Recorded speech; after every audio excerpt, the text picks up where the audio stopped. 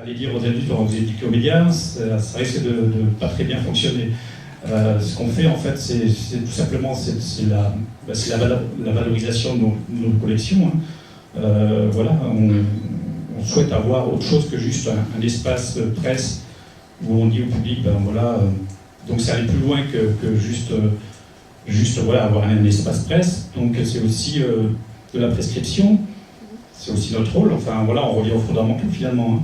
Alors, sans vouloir caricaturer, il y a la bonne et la mauvaise presse, mais tout de même, on voit qu'aujourd'hui, avec la multiplication des supports sur le numérique, le papier, vous parliez effectivement de la vérification, les fake news, on a fait un voie de presse au mois d'octobre sur le sujet.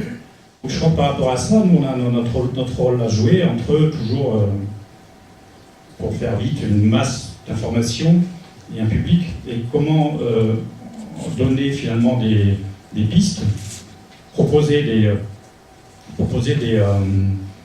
sites, des conseils, ou voilà, c'est un petit peu, je pense, un des sens des voies de presse.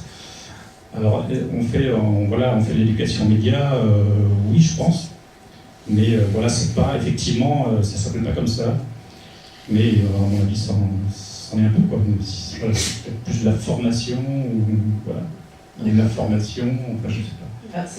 Ça gêne souvent les bibliothécaires d'employer ce terme-là. Même le terme de formation, à mon sens, ça fait partie c'est dans le cœur de métier, ouais. Mais on préfère toujours le terme de médiation aussi. Ouais.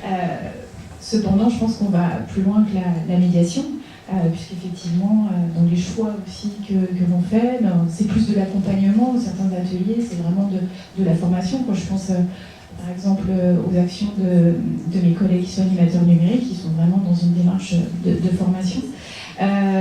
Nous, on a appelé la fabrique de l'information, c'est pas innocent. Fabrique, déjà, ça fait moins penser effectivement ça n'a pas une connotation scolaire. Et puis aussi, l'information, c'est vraiment au sens large, c'est plus large que média. Ça nous permet aussi d'inclure effectivement des ateliers numériques et fabrique surtout parce que la personne qui va adhérer à ce programme, c'est aussi un acteur. Donc il y a vraiment cette notion on met la main à la pâte, une notion un petit peu d'empowerment quelque part. On se rapproche plus peut-être de l'éducation populaire aussi dans cette démarche-là. J'aimerais bien effectivement qu'il y ait une plateforme qui puisse nous relayer sur les actions que l'on fait, parce que du coup, j'aurais pu voir à Lyon, tiens, ils font ça, c'est intéressant, on va peut-être... Voilà, on crée un réseau et aussi trouver toutes les ressources dont on pourrait disposer.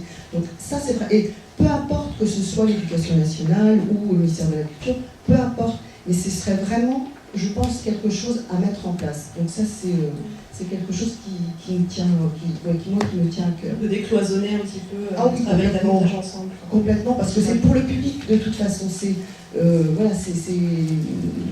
les usagers, c'est les élèves, c'est peu importe qui porte l'action finalement.